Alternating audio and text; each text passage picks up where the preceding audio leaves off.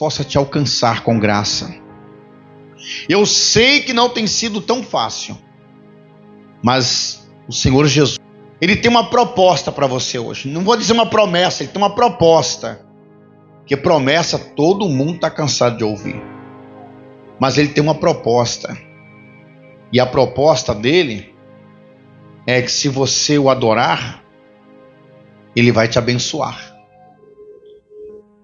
O leproso estava ao pé do monte, num lugar oportuno. E Jesus está descendo, está no carro. Jesus está descendo do monte. E o leproso está ali, disse, ele vai ter que passar por aqui. E quando ele passar, eu vou aproveitar a oportunidade. Alguém vai dizer, mas ele é oportunista? Sim. Se a tua oportunidade é hoje, é agora, aproveite ela. Agarre ela. Eu sei que o povo lá de Goiânia, se ainda não estiver assistindo, vai assistir depois, que estamos online. Um abraço para todo o povo de Goiânia. Para o pastor Armindo Corsa, lá da África, lá de Maputo, né? Maputo, não? Lá da África. Eu falei, pastor, você vai assistir o culto hoje? Ele disse, não dá. Porque aqui já vai dar 9 horas, né? Lá são 2 horas da manhã agora, então é impossível assistir o culto, né? Mas com certeza amanhã ele estará assistindo e eu estou deixando aqui um grande abraço para você e tua família, pastor. Que o Senhor Deus possa nesta noite abrir os céus um pouco mais. Eu sei que há uma glória, uma presença, porque quando nós começamos a adorar esse Deus, alguma coisa, amados, começa a acontecer. Pode ser do meu lado esquerdo, do meu lado direito, algo começa a acontecer, porque a essência do Espírito Santo, ela é abrangente. Ela começa a envolver quem está no lugar, e não importa a quantidade, não importa se tem 10 ou se tem 1000, o Espírito Santo vai tomar esta pessoa do mesmo jeito. Agora, a proporção que ele vai te tomar depende de você. O grau que ele vai te usar depende de você. A sua entrega, quanto mais você se lança, mais o Espírito Santo te usa. Um dia me questionaram, ainda não entrei no texto, mas um dia me questionaram e disseram, apóstolo, por que umas pessoas são mais usadas do que a outra? Deus tem filhinhos preferidos? Eu disse não. Então Deus escolhe profeta? Eu disse não. Então Deus seleciona pessoas de cores? Também não. Então por que Deus usa umas pessoas mais do que a outra? Eu disse, é simples a resposta. É porque algumas pessoas se lançam mais do que a outra. Umas pessoas se oferecem mais do que a outra. Quando ele entra no santuário, o telefone já não é mais importante. O relógio nem existe no pulso. Nada para ele é importante. Pode fazer o som que quiser, pode passar o carro de som no último decibel de som, ele não está nem aí, ele quer adorar a Deus. E nesse grau de adoração o Espírito Santo entra. E quando o Espírito Santo entra nesta pessoa, tudo que ela quer, se ela não der um glória bem alto, ela fica prestando atenção o tempo todo, nem respira se for possível, porque a presença de Deus está no ambiente. Sou grato a Deus, apóstolo Frank, por estarmos aqui nesse ambiente. Eu tenho certeza que Deus vai mudar o quadro. Não existe história que o historiador não vire a página. Todo historiador, ele lê aquela página já contando e vira ela para saber o que vai acontecer do outro lado. Deus não é diferente. Ele está contando a tua história neste lugar. E eu tenho certeza que Deus está numa expectativa enorme de virar a página e dizer, agora eu estou contando uma nova história a teu respeito. É claro que uma multidão de pessoas já foi lá e colocou um ponto final, dizendo, bastou, acabou. Mas Deus sempre vai enviar o seu mensageiro do céu. E eu costumo conjecturar dizendo que ele vem com um apagador na mão, ele apaga aquele ponto final, bota uma vírgula e diz, vamos continuar uma história bonita agora? Vamos continuar algo novo, porque o que eu quero fazer é algo extraordinário. E a glória da segunda casa sempre vai ser melhor do que a da primeira. Pode ser que daqui no próximo século eu não esteja mais aqui, mas alguém vai ler o texto e vai continuar dizendo que a glória da segunda casa será maior que a da primeira. Glória a Jesus. Vamos abrir a nossa Bíblia. Você que tem no capítulo 2 do Evangelho de João. Eu prometo ser bem rápido. Essa mensagem Deus colocou no meu coração. E eu disse: Jesus, tem um segredo dentro dessa mensagem. Libera esse segredo para mim, porque eu preciso passar para algumas pessoas. E aí o Espírito Santo ardeu no meu coração. Fiquei tão empolgado que eu esqueci a Bíblia e esqueci o violão em casa. Quase no meio do caminho nós lembramos. E aí tivemos que voltar em casa para pegar a Bíblia e o violão, que eu estava dirigindo, meditando nessa mensagem.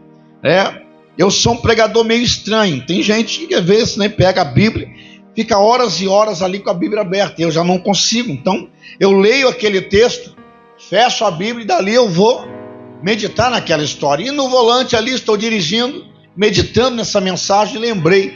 Falei: Jesus, esqueci a Bíblia e o violão. Vamos buscar. E voltamos lá.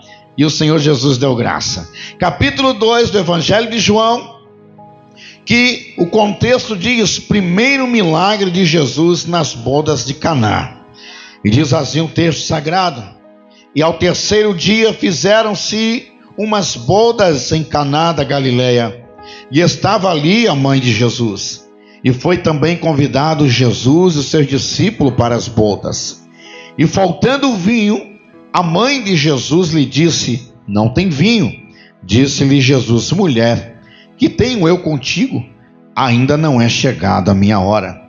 Sua mãe disse aos serventes: fazei tudo quanto ele disser. Estava ali posta 6 talhas de pedra para as purificação dos judeus, e cada uma cabiam 2 ou 3 almudes. Outras traduções diz metretas. E disse-lhe Jesus: enchei de água essas talhas. E encheram-nas até em cima. E disse-lhe: tirai agora e levai ao mestre-sala. E levaram. Amém? Quando eu li esse texto em casa, eu disse: Jesus, tem um segredo aqui. Há algo extraordinário dentro desse texto. E eu continuei meditando apenas essas frases que eu li. E eu comecei então a viajar um pouco na história do mestre. E qual foi o seu mandado aqui na terra, o que ele veio fazer exatamente, qual foi a maior missão de Jesus. E alguém vai dizer: Jesus veio para curar, Jesus veio para ressuscitar. E eu vou te dizer que não, Jesus não veio para esse fim. Jesus veio à terra com uma missão de preparar pessoas, preparar discípulos. Jesus veio à terra numa missão de trazer uma intimidade entre o ser humano e Deus. Jesus veio para mudar apenas esta palavra, de Deus para Pai. Ele disse: esta humanidade está conectada a um Deus, e toda vez que ela menciona a palavra Deus, parece entrar dentro da pessoa um medo e não um temor. Parece um pânico quando se fala de Deus. Jesus diz então: eu vou ensinar o que é relacionamento entre filho e pai. Eu vou ensinar esta humanidade o que é ter realmente uma afinidade de filho. Eu entendo dentro da Bíblia que todo filho, ele procura respeitar o seu pai. Até porque quando o filho perde o controle e diz respeito ao pai, este pai, ele vai procurar corrigir. Alguns outros vão até banir de casa, como existem muitas histórias e fatos no tempo presente. Mas o princípio de tudo, a lei de tudo, diz que o filho deve obediência ao pai, ele deve honra ao pai, porque se não fosse pelo pai, o filho não existiria. Eu deveria, a minha vida inteira, se meu pai estivesse vivo hoje, reconhecer isso e honrá-lo, porque se não fosse ele, eu não estaria aqui. Se não fosse o meu pai existir, eu não existiria. Então é uma lógica, é normal, é comum que o filho venha